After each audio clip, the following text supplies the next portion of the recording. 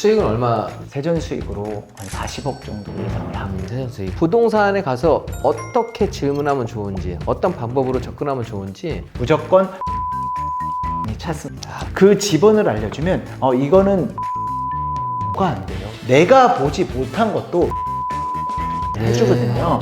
저는 그 팁을 구독자 여러분께 꼭 가르쳐 드리고 아, 있습니다. 완전 꿀팁이네요. 네. 이거는 세 가지 원래 정말 좋은 것 같아요. 말하면 안 되는데.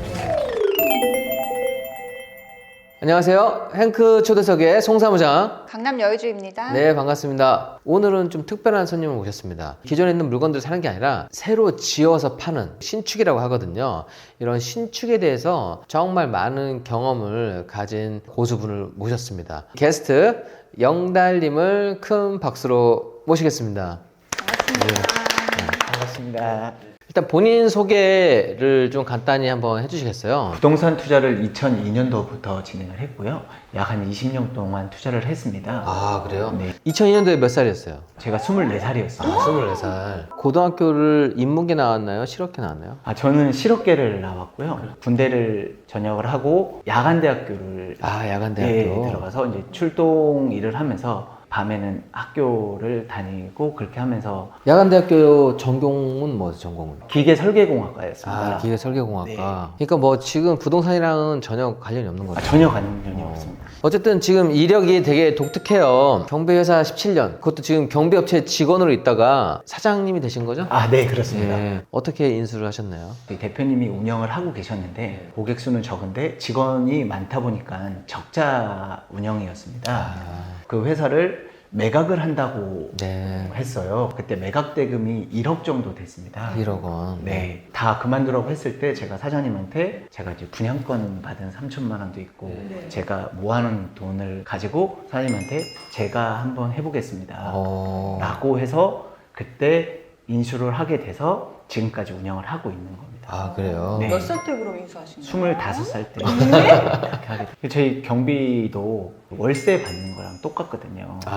왜냐면 고객 하나가 보통 평균적으로 저희가 5만 원 정도 하거든요. 네. 한 달에 10개 영업하면 50만 원이 쌓이는 거예요. 제가 그러면서 월세 흐름이 중요하다는 것을 알게 되었습니다. 현금 흐름이. 네. 그때 이제 처음에 투자를 했던 게 이제 월세 투자를 한번 해보자. 소형 아파트 대출 받고 월세 받아서 이자 내고 남는 투자를 초반에는 좀 많이 했습니다. 네. 그러니까 지점을 하나씩 늘려가는 것도 매월 한 곳에서 월세를 받는 개념이니까 네.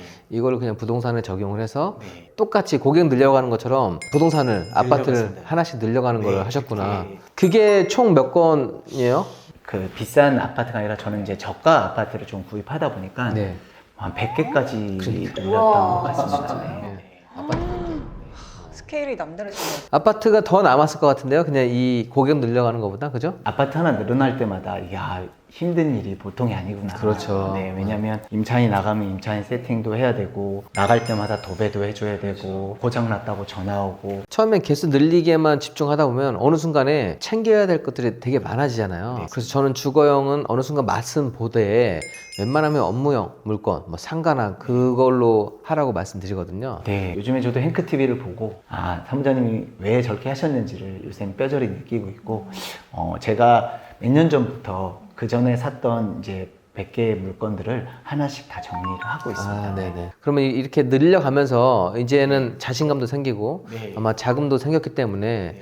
부동산 신축에 대해서 네. 아마 도전했을 것 같은데 맞습니다. 예, 신축을 처음 접하게 된 계기가 또 궁금합니다. 네. 보통 신축이라는 것은 대부분의 사람들이 다가구 주택, 즉 원룸 건물에서 월세를 받으려고 하는 그렇죠. 사람들이 거의 대부분이거든요. 네, 대부분이죠. 저도 당연히 원룸도 구입을 했습니다. 근데 원룸을 구입하는데 돈이 그렇게 많이 들어가지 않더라고요. 대출이 되어 있고 대출되고. 임차인이 세팅돼 있다 보니까 제가 실질적인 투자금 뭐 1억 미만으로도 구입을 할 수 있었습니다. 그러니까 대출을 끼고 임차인 보증금을 더하게 되면 매매 가격이 7억, 8억이라 하더라도 실제 인수금이 1억 정도밖에 안 된다는 얘기잖아요. 맞습니다. 그죠? 네. 네. 그렇게 구입을 해서 똑같이 임대 사업을 진행을 했는데요. 제가 신축을 하게 된 결정적인 계기는 제가 산 금액은 10억이었는데 옆에 원룸 투자를 하셨는데 그분이 신축을 하신 거예요. 그분은 8억 가지고 사는 거예요. 오. 자기가 직접 신축을 하니까 그 사람 마진이 없는 거예요. 그러다 보니 저는 10억 주고 살 물건을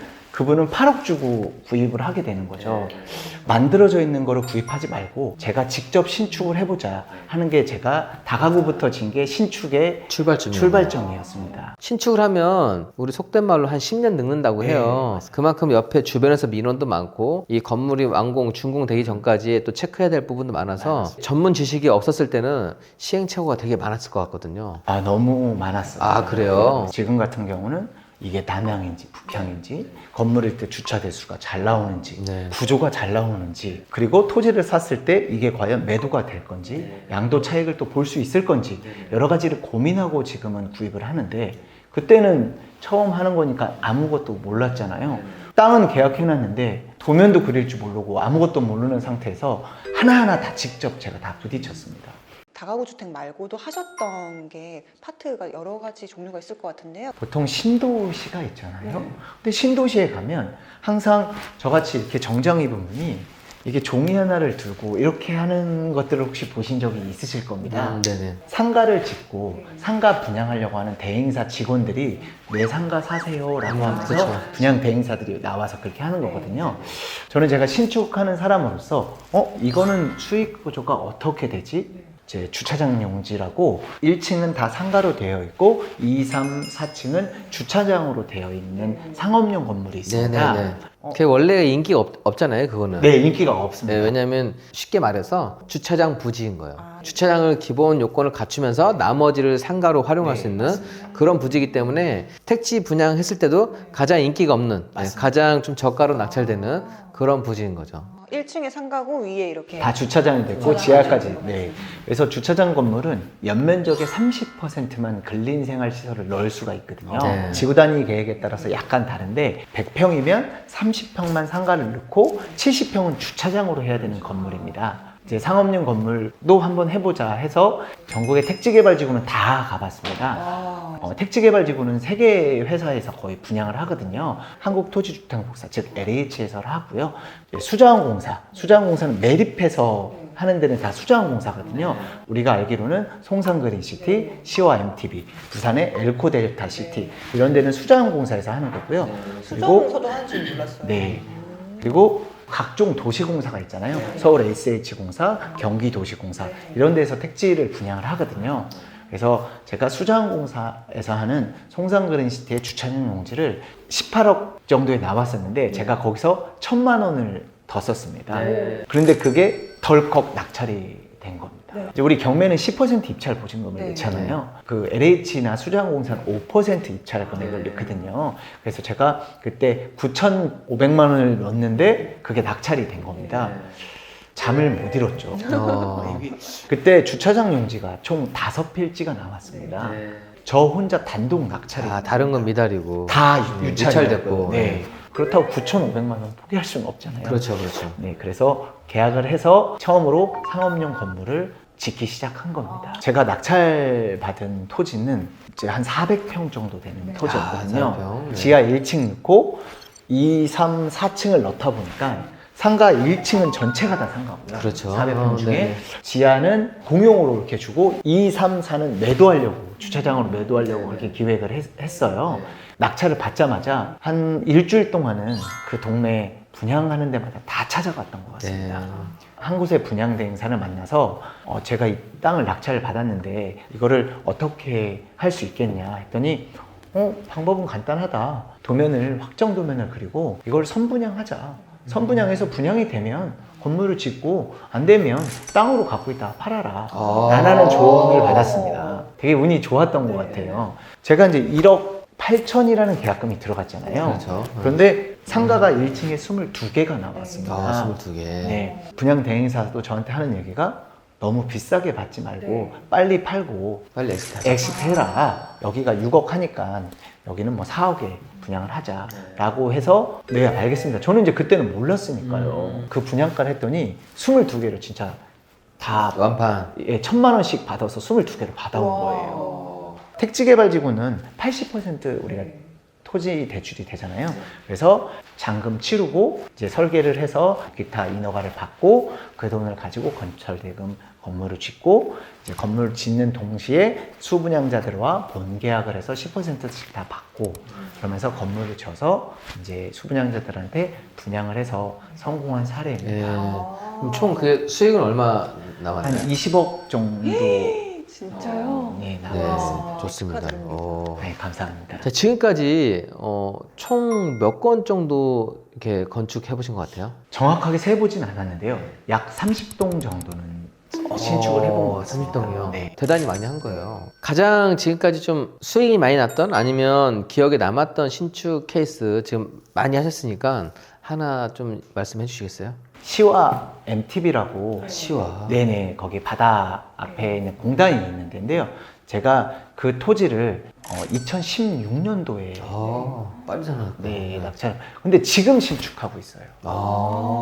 땅의 위치가 좋기 때문에 저는 계속 기다렸던 겁니다. 규모가 어떻게 돼요? 그러면 그 땅의 땅이 규모는 크지는 않고요. 토지는 한 400평 정도 토지 되는 400평. 거예요. 네. 뭘 하실 거예요? 거기 지금 이제 꼬마 빌딩에서 5층짜리로 아. 올리고 있습니다. 네. 그럼 꼬마 빌딩이면 주인이 한 명인 거잖아요. 지금은 한 명인데요. 저는 분양으로 해서 제가 지금 세전 수익으로 한 40억 정도 예상하고 세전수익. 그러니까 구분 상가로 해가지고 다 분양하신다는 네, 얘기예요? 맞습니다. 뭐 한 건 한 건 얘기하실 때마다 몇십억씩 얘기하시니까 영달님 같은 경우에는 몸으로 부딪혀서 지금 쌓아왔는데 시행착오를 좀 최소화하면서 잘 준비하려면 어떻게 하면 좋을까요? 목적에 따라 다른 것 같아요. 내가 월세 차익으로 해서 주거용으로 지을 건지 네. 양도 차익을 할 건지 아니면 꼬마 빌딩으로 수익형으로 할 건지 택지개발지구에 상업용 근린생활시설 용지를 사서 임대 세팅을 할 건지 또는 분양을 할 건지 그 목적성을 정확하게 가지고 준비를 하면 좋을 것 같은데요. 네. 제일 중요한 것은 그것을 어떻게 매도를 할 건지 엑시트가 중요하기 때문에 그 부분에 대한 시세 조사 예를 들어서 주거용 같은 경우는 원룸이면 월세 조사, 투룸 월세 조사, 1층에 상가가 있다면 상가 시세 조사 체크하고 신축 후에 매도의 가치를 생각해서 한다면 처음 투자하시는 분들도 충분히 할 수 있을 거라고 생각합니다. 네.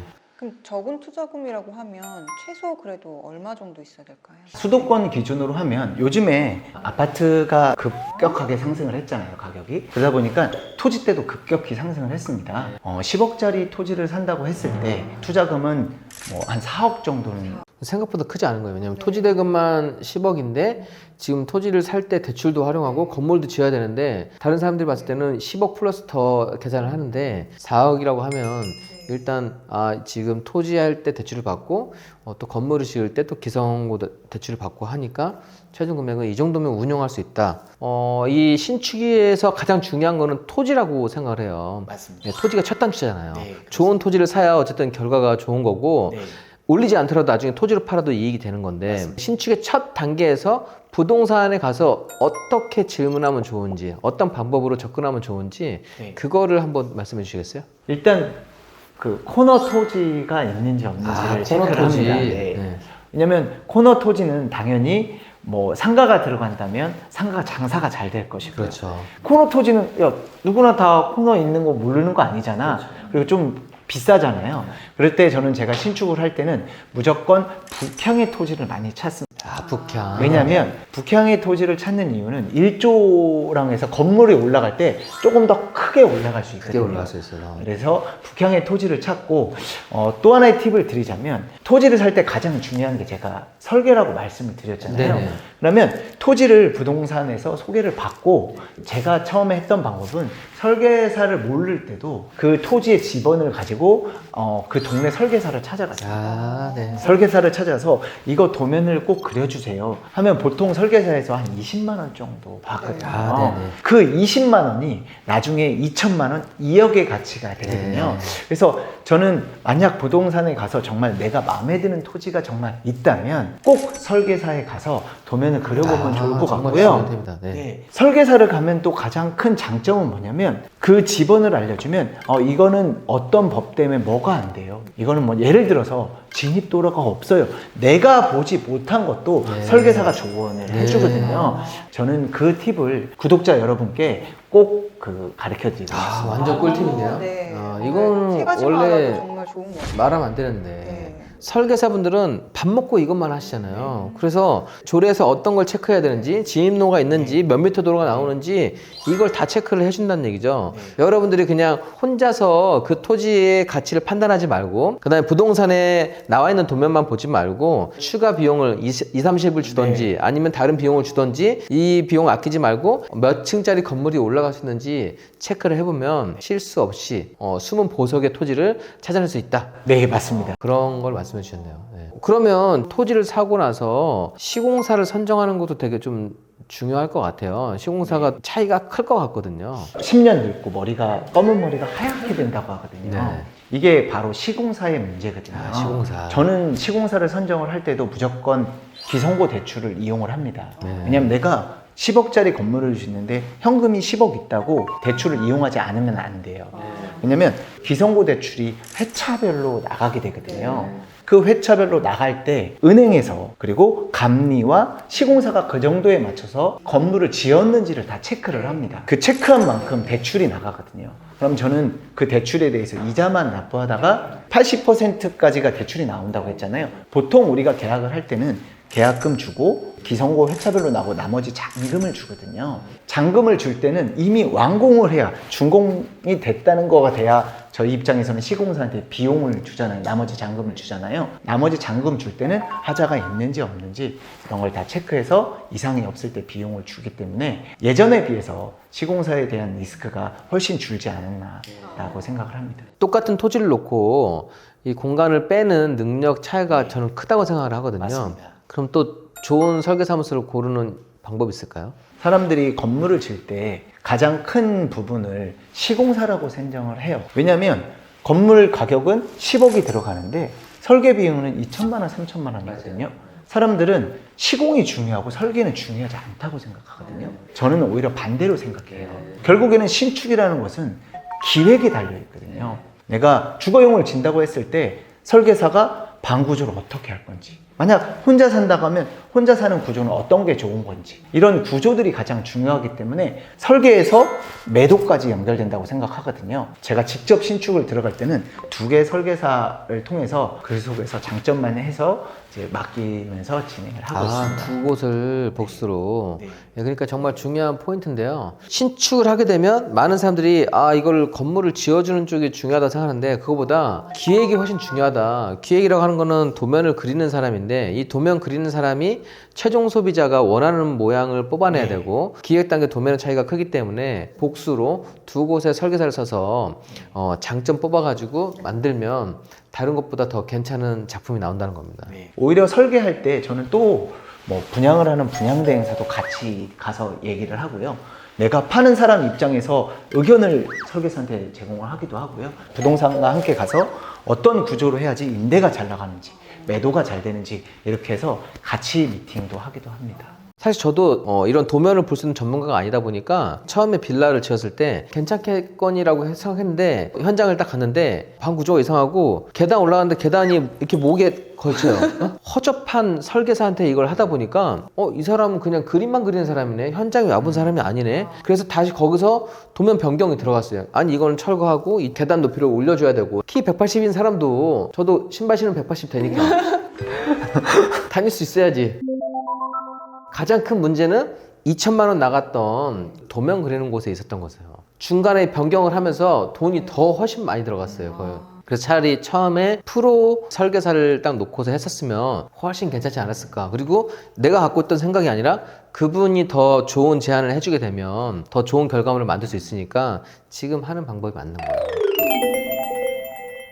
여러분들이 신축을 하실 때 일단은 처음에 목적을 분명히 해라. 임대 목적 아니면 매매 목적인지, 그 다음에 주거용인지 아니면 상업용인지 목적을 분명히 하고 시세 파악을 정확하게 하는 게 중요하다. 그래서 임대 시세나 매매 시세를 파악을 해야지 지금 토지 가격이 적정 가격인지 아닌지 이게 정확하게 나온다는 얘기입니다. 목적성 분명히 해야 되고, 그 다음에 두 번째는 대출을 활용해서 얼마의 자금이 필요할 건지 금융 계획을 세우는 게 중요하다. 그래서 실제로 들어가는 비용이 약 10억 원의 토지가 됐을 때 거기에 건물을 짓는다고 했을 때는 통상 보통의 한 4억 정도가 필요하다. 다가구 원룸 기준으로 맞습니다. 말씀하셨던 거죠. 세 번째는 시공사, 지어질 시공사를 선택을 하는데 시공사 같은 경우는 주의할 점이 내가 돈 현금을 많이 갖고 있어도 기성코드 지출을 활용을 해서 감리가 단계별로 체크를 할 수 있게끔 하고 시공사가 기존에 좀 지어진 다른 건물이 있으면 그런 건물의 작품도 보고 오는 것도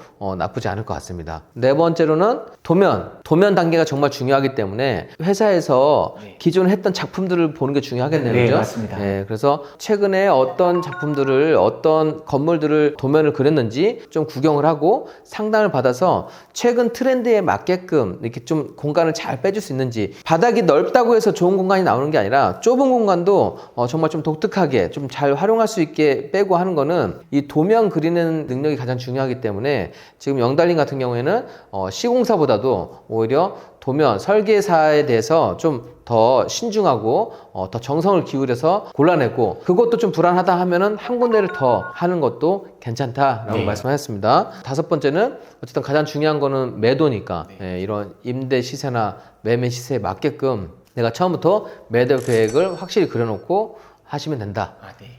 이렇게 얘기한 걸 제가 정리해봤어요. 어떻습니까? 대단하신 것 같습니다. 대단하신 것 같습니다. 지금 앞으로의 목표는 어떻게 되시나요? 제가 하고 있는 신축업에 대해서 조금 더 확장을 해가고 싶고요. 신축에 여러 가지 사업들을 결합하는 거에 대해서 되게 또 관심이 많거든요. 저는 도전하는 걸 좋아하다 보니까 그렇게 한번 해보고 싶고요. 그리고 제가 지금까지 신축을 하면서 직접 부딪혀가면서 얻어갔거든요. 시행착오 겪었지. 시행착오를 되게 많이 겪었습니다. 그래서 저는 제가 신축을 하지만 다른 분들도 함께 신축할 수 있는 진입장벽을 좀 낮춰서 같이 성장해 갔으면 하는 게 저의 목표입니다. 자, 오늘 행크TV 인터뷰 어떠셨나요? 너무 떨리고 제가 이렇게 여러 가지 화면들 앞에 있다는 게 나도 유명해지는 건가? 아니, 한 번 나온다고 유명해지진 않아요. 그래요? 제가 지금 한 280번 나왔었거든요. 그랬군요. 280번 나와야지 유명해져요. 저한테는 매우 의미 있는 시간이었습니다. 영달님께서 신축도 본인 것 하고 계시고 영달님을 통해서 또 배웠던 분들도 이 신축을 하고 계시다고 하니까 현장도 한번 보여드릴 수 있는 기회에 담아보도록 하겠습니다. 더 와닿고 재밌을 것 같아요. 네. 다음 영상은 현장에서 한번 다시 뵀으면 좋겠습니다. 귀한 말씀해 주셔서 감사드리고 다음에 또 모시도록 하겠습니다. 네, 감사합니다. 오늘도 긴 영상 시청하시느라 수고 많이 했습니다. 감사합니다.